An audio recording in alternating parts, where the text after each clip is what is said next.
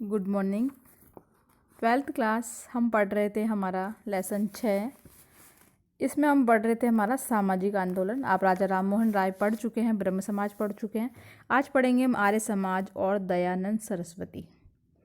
आर्य जो समाज था, इसका आंदोलन का जो प्रारंभ था वो ब्रिटिश साम्राज्य और पाश्चात्य विचारधाराओं की प्रतिक्रिया के रूप में हुआ।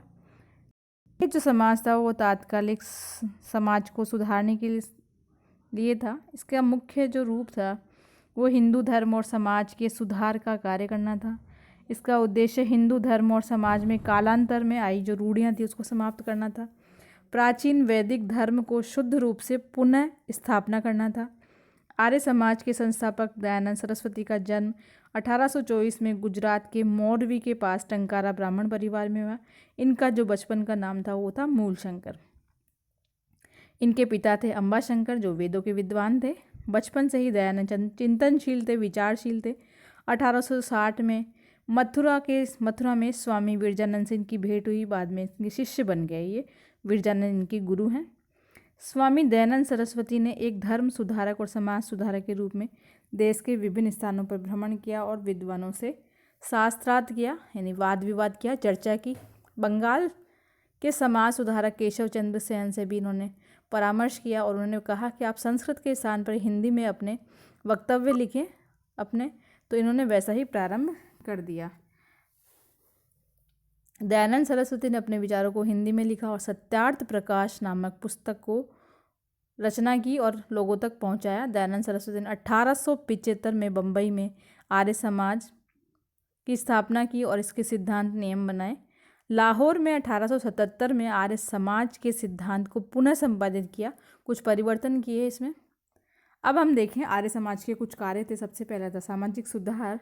आर्य समाज ने समाज सुधार का कार्य किया और सामाजिक समता और समरसता का भी कार्य किया।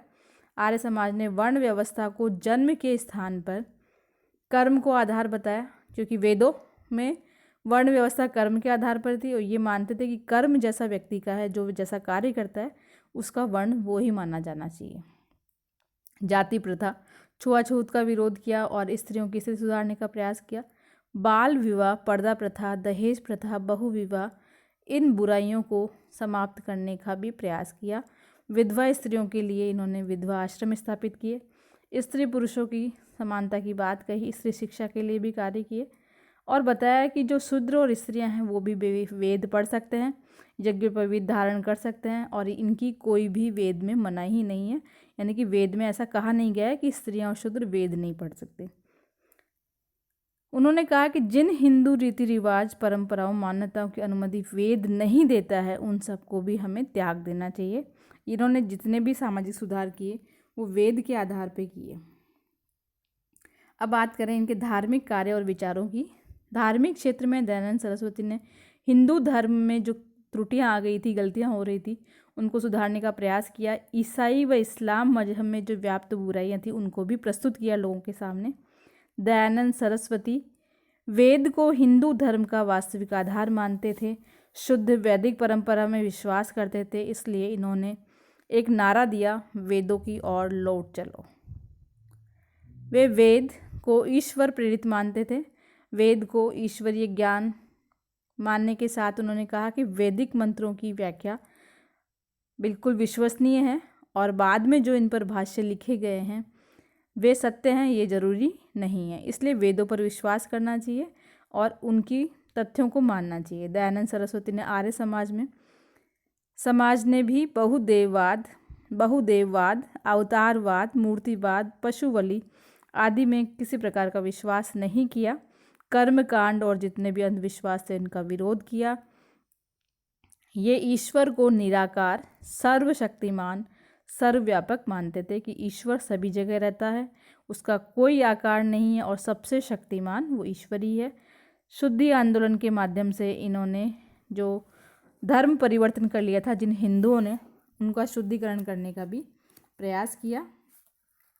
अब बात करें इनके राजनीतिक विचारों की, तो स्वदेशी राज्य की ये बात करते हुए दयानंद सरस्वती ने कहा कि विदेशी राज्य चाहे कितना भी अच्छा हो लेकिन वो कभी सुखदायक नहीं हो सकता है, और चाहे हमारा देशी राज्य कितना ही बुरा हो लेकिन वो विदेशी राज्य से अच्छा है।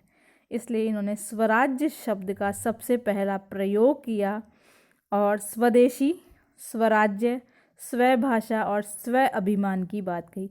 ये 4 शब्द थे जिनका प्रयोग इन्होंने अपने राजनीतिक विचारों में किया और लोगों को प्रेरित किया कि हमें अपने देश से प्रेम करना चाहिए, अपने राज्य से, अपनी भाषा से और अपने स्वयं के अभिमान की रक्षा करनी चाहिए। शिक्षा के क्षेत्र की कार्य की बात करें हम तो शिक्षा के क्षेत्र में भी उल्लेखनीय कार्य किया। स्वामी दयानंद के स्वर्गवास हो जाने के बाद, मृत्यु हो जाने के बाद 1886 में लाहौर में दयानंद एंग्लो वैदिक स्कूल की स्थापना हुई, जो 1889 में बाद में एक कॉलेज के रूप में परिवर्तित हो गया। देश के विभिन्न भागों में दयानंद एंग्लो वैदिक संस्थाओं का विस्तार हुआ। पाश्चात्य शिक्षा पद्धति का ज्ञान दिए जाने को लेकर आर्य समाज में कुछ मतभेद हुआ। वैदिक शिक्षा पद्धति से शिक्षा प्रदान करने के लिए 1902 में हरिद्वार के पास कांगड़ी में एक गुरुकुल स्थापित किया गया। दयानंद एंग्लो वैदिक संस्था और गुरुकुल कांगड़ी ये दोनों ही भारतीय संस्कृतियों को बढ़ाने वाले थे। भारतीयों के मन में आत्मगौरव का भाव भी इन दोनों ने उत्पन्न किया। इन दोनों शिक्षण संस्थाओं के माध्यम से इन्होंने अंधविश्वास तथा कुरीतियों को समाप्त करने का प्रयास किया तथा धर्म और समाज सुधार भी किया। इसके अतिरिक्त बात करें तो इन्होंने हिंदी भाषा को राष्ट्रभाषा का दर्जा देने का, स्थापित करने का भी प्रयास किया।